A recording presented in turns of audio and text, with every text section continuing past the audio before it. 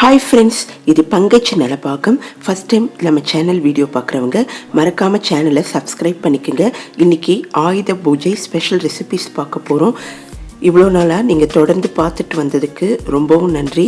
இனிமேலும் நம்ம சேனலில் இதே மாதிரி ஆஃப்டர்நூன் 12:10 தீபாவளி ஸ்பெஷல் ரெசிபிஸ் வரப்போகுது.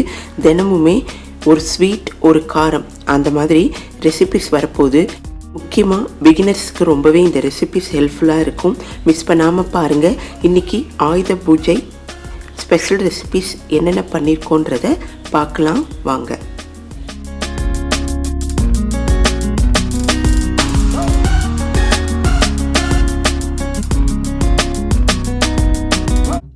நம்ம இப்போது சர்க்கரை பொங்கல் பார்க்க போகிறோம். ஸ்வீட் பொங்கல். ஃபஸ்ட்டு ஒரு பவுல் எடுத்துக்கலாம். இதில் நான் பாசிப்பருப்பு கொஞ்சம் போட்டிருக்கேன். நம்ம இதோட பச்சரிசி கொஞ்சம் சேர்த்துக்கலாம்.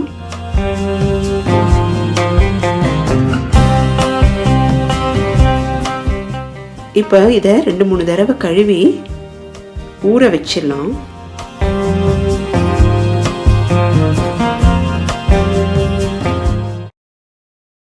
இது ரொம்ப ஈஸியாக குக்கரில் செஞ்சிடலாம்.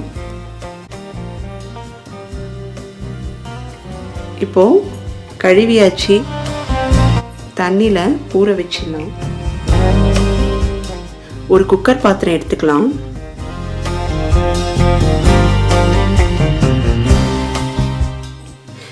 நம்ம முதல்ல இந்த ஊற வச்ச பச்சரிசி பாசிப்பருப்பை வேக வச்சிடலாம். தண்ணி மட்டும் கொஞ்சம் பார்த்து விட்டுக்குங்க, ரொம்ப கெட்டியாக இருக்கக்கூடாது. இப்போ நான் இதில் 3 கப்பு தண்ணி விட்டுருக்கேன். ரொம்ப கெட்டியாக இருந்தால் சாப்பிடும்போது இன்னும் கெட்டியாயிடும் பொங்கல். அதனால் நம்ம செய்யும்போது கொஞ்சம் பக்குவமாக பார்த்து செய்யணும்.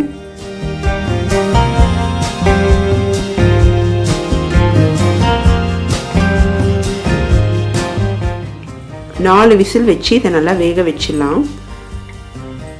இப்போ நம்ம ஒரு கடாய் எடுத்துக்கலாம். இதில் நெய் விட்டுக்கலாம்.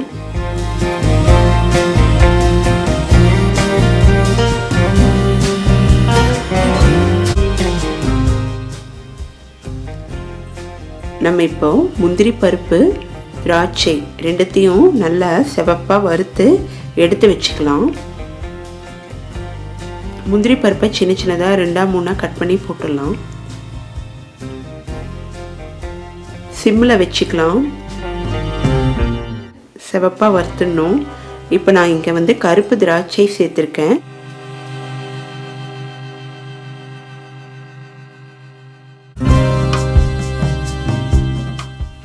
இதை தனியாக எடுத்து வச்சிடலாம்.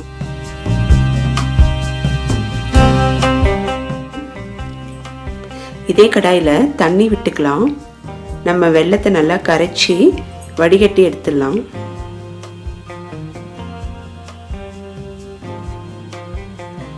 வெல்லத்தை நல்லா துருவி சேர்த்துக்கலாம். அப்படி இல்லைன்னா நீங்கள் கடையிலேயே இந்த மாதிரி துருவின வெல்லம் கிடைக்கும், அதையும் சேர்த்துக்கலாம். இதுக்கு கொஞ்சம் கருப்பு வெல்லமாக இருந்தால் ரொம்ப நல்லாயிருக்கும். பொங்கல் கலரும் கொஞ்சம் நல்லாயிருக்கும்.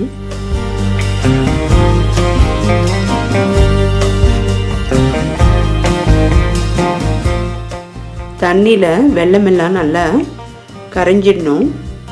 அதுக்கப்புறம் இதை நல்லா வடிகட்டி எடுத்து வச்சுக்கலாம். ஏன்னா வெல்லத்தில் கல் மண் இருக்கும். இப்போ நம்ம வடிகட்டி வெள்ளை தண்ணியை எடுத்துட்டோம். இதை 2-3 நிமிஷம் நல்லா கொதிக்க விடலாம். பாகு எடுக்க வேண்டிய அவசியம் இல்லை, ஆனால் 2-3 நிமிஷம் நல்லா இந்த மாதிரி கொதிக்க விட்டுடலாம்.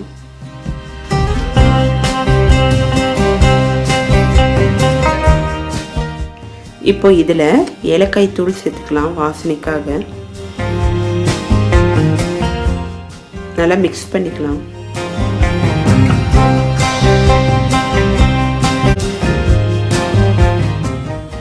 நமக்கு இப்போது சாதமும் பருப்பும் நல்லா வெந்துடுச்சு. இதை நல்லா கரண்டியால் இப்படி மசிச்சுக்கலாம். அப்போ தான் இந்த வெள்ளை தண்ணி விடும்போது இன்னும் நல்லாயிருக்கும். நல்லா மையாக மசிச்சிடணும்.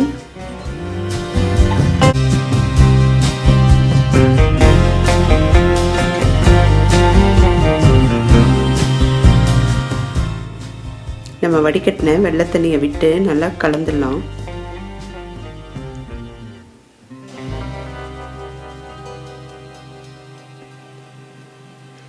அடுப்பை சிம்மிலே வச்சுக்கலாம்.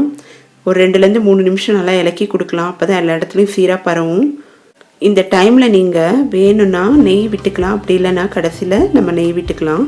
இப்போ நான் வந்து சுவைக்காக கொஞ்சமாக உப்பு சேர்த்துக்கிறேன்.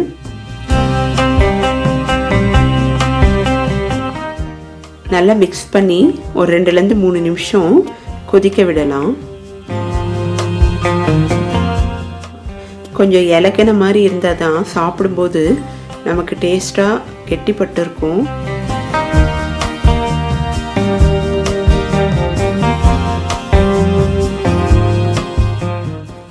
இந்த டைமில் நான் கொஞ்சமாக குங்குமப்பூ சேர்த்துக்கிறேன்.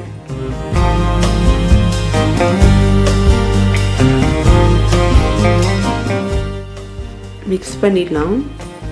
நம்ம கடைசியில் நெய் சேர்த்துக்கலாம். அப்போ தான் வந்து நமக்கு அந்த நெய் வாசனை ஜாஸ்தியாக இருக்கும் சர்க்கரை பொங்கலில்.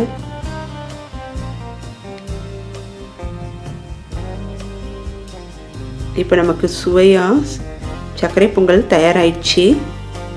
இப்போ இது மேலே நம்ம வறுத்து வச்சுருந்த முந்திரி திராட்சையை போட்டு அலங்கரிச்சிடலாம்.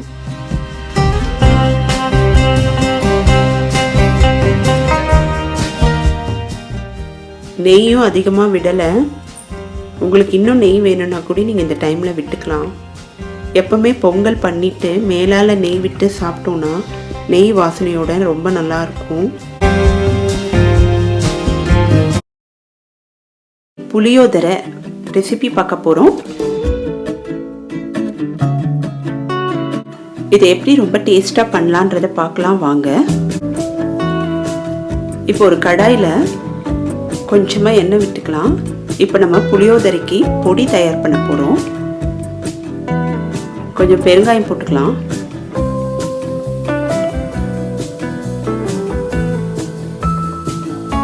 கொத்தமல்லி விதை போட்டுக்கலாம்.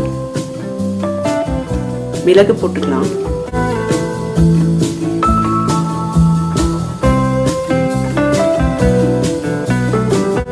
கடலைப்பருப்பு கொஞ்சம் சேர்த்துக்கலாம்.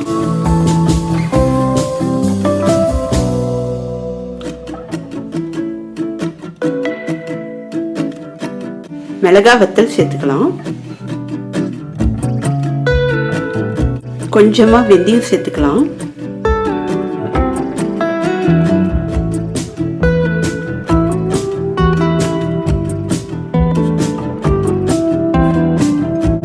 இதை நம்ம சிம்மில் வச்சு வறுக்கணும். கலர் வந்து நல்லா ஒரு சிவப்பு கலர் வரணும், தீயக்கூடாது. அதனால் பார்த்து நம்ம கவனமாக வறுத்து வச்சுக்கலாம். இதை நம்ம பொடி பண்ணி வச்சுக்கணும். இந்த பொடியை வந்து நம்ம ஃப்ரிட்ஜில் வச்சுருந்தா எப்போ வேணுமோ அப்போ கூட நம்ம புளியோதரை பண்ணிக்கலாம். அதனால் இந்த பொடியை மட்டும் நம்ம பொடிச்சு வச்சுக்கலாம். இப்போ இதோட கொஞ்சமாக நம்ம வெள்ளை எள்ளு கொஞ்சம் சேர்த்துக்கலாம். வெள்ளை எள்ளு இல்லைனாலும் கருப்பு எள்ளு சேர்த்துக்கலாம். இந்த வெள்ளை எள்ளோட மனம் வந்து இந்த புளியோதரைக்கு நல்ல ஒரு டேஸ்ட்டை கொடுக்கும். இப்போ எள்ளு நல்லா வெடிச்சிருச்சு. இப்போ கொஞ்சமாக கருவேப்பிலை சேர்த்துக்கலாம். தண்ணி விடாமல் பொடி பண்ணிக்கலாம். இப்போ ஒரு கடாயில் நல்லெண்ணெய் எடுத்துக்கலாம். இந்த புளியோதரைக்கு நல்லெண்ணெய் தான் ரொம்ப ஒரு மணத்தையும் டேஸ்ட்டையும் கொடுக்கும். இப்போ நம்ம வந்து புளி காய்ச்சல் ரெடி பண்ணணும். அதுக்காக ஃபஸ்ட்டு வந்து கொஞ்சோண்டு நிலக்கடலையையும் முந்திரி பருப்பையும் வறுத்து தனியாக வச்சுக்கலாம்.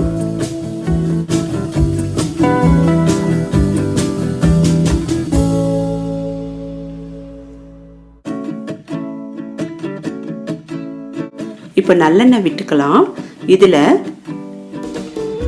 கடுகு தாளிச்சிடலாம். நம்ம இது இப்போ புளிக்காய்ச்சல் தயார் பண்ண போகிறோம்.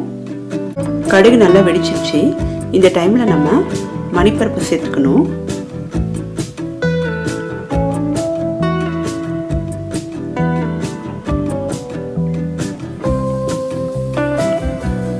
ரெண்டு மிளகா வத்தல் சேர்த்துக்கிறேன். வாசனைக்காக கருவேப்பிலை கொஞ்சம் சேர்த்துக்கிறேன். இப்போது நல்லா ஒரு நெல்லிக்காய் அளவு புளியை நல்லா சுடுதண்ணியில் கொஞ்சம் நேரம் ஊற வச்சிடலாம். அதுலேருந்து திக்காக இந்த புளி தண்ணியை எடுத்து இதில் விட்டுக்கலாம். புளி தண்ணி கொஞ்சம் திக்காக இருந்தால் தான் நல்லாயிருக்கும். இப்போது மஞ்சத்தூள் கொஞ்சம் சேர்த்துக்கலாம். இந்த புளியோதரைக்கு இந்த புளி காய்ச்சல் அப்புறம் பொடிச்சு வச்ச அந்த பொடி ரெண்டுமே ரொம்ப முக்கியம். கொஞ்சமாக உப்பு சேர்த்துக்கலாம்.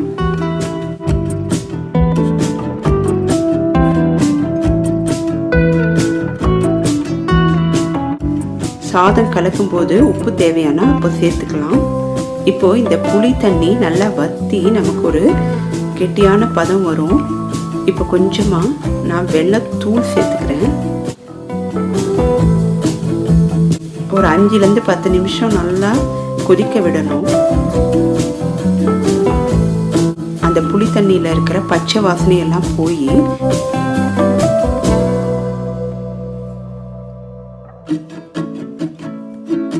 நமக்கு புளிக்காய்ச்சல் ரெடி ஆகிடும்.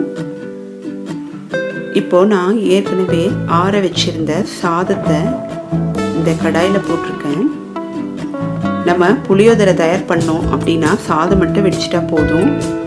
இது மேலே நல்லெண்ணெயை விட்டுக்கலாம். நல்லெண்ணெய் வாசனையோட இந்த புளியோதரை நல்லா இருக்கும். இப்போ நமக்கு எவ்வளோ வேணுமோ அந்த அளவுக்கு இந்த புளிக்காய்ச்சலை சேர்த்துக்கலாம். இந்த புளிக்காய்ச்சலையும் காய்ச்சி நம்ம ஃப்ரிட்ஜில் வச்சிட்டோன்னா ஒரு 2 நாள் 3 நாள் வரைக்கும் ரொம்ப நல்லா இருக்கும். இது லஞ்ச் பாக்ஸ் ரெசிபியாகவும் நம்ம யூஸ் பண்ணிக்கலாம். இப்போது பொடிச்சு வச்சிருந்த இந்த பொடியை சேர்த்துக்கலாம். காரம் எவ்வளோ வேணுமோ அந்த அளவுக்கு நீங்கள் பொடியை ஆட் பண்ணிக்கலாம். இந்த பொடியும் கொஞ்சம் கோர்ஸாகவே பொடிச்சு வச்சுக்கலாம். இப்போ நல்லா மிக்ஸ் பண்ணிக்கலாம். சாதம் குழையக்கூடாது. இப்போ நம்ம வறுத்து வச்சிருந்த முந்திரி நிலக்கடலையை போட்டுடலாம். அப்போ தான் நமக்கு சாப்பிடும்போது கடிப்படும், டேஸ்ட்டும் நல்லாயிருக்கும். இப்போ நமக்கு கமகமன்னு சுவையான புளியோதரை தயாராகிடுச்சு. இதை விசேஷ நாள்லேயும் பண்ணலாம்.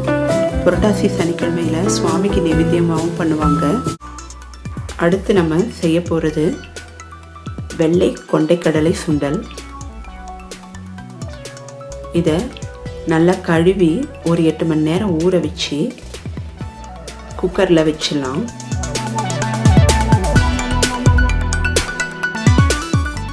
இதுக்கு தேங்காய் எண்ணெயை சேர்த்துக்கலாம்.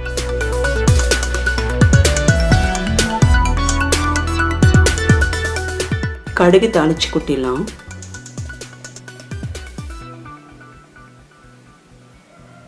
கருவேப்பிலை சேர்த்துக்கலாம்.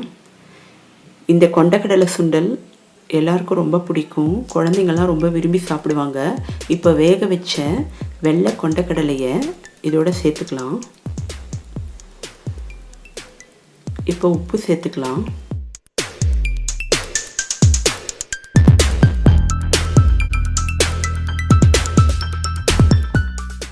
கொஞ்சமாக நான் மஞ்சத்தூள் சேர்த்துக்கிறேன். இந்த கொண்டைக்கடலையை கொஞ்சம் காரமாக பண்ண போகிறோம், அதனால் மிளகாத்தூள் சேர்த்துக்கிறேன்.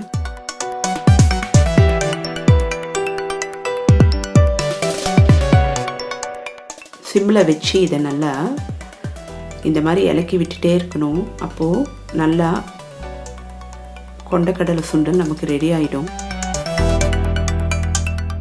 இப்போது அடுப்பு ஆஃப் பண்ணிவிட்டு நம்ம தேங்காய் துருவலை சேர்த்துக்கலாம்.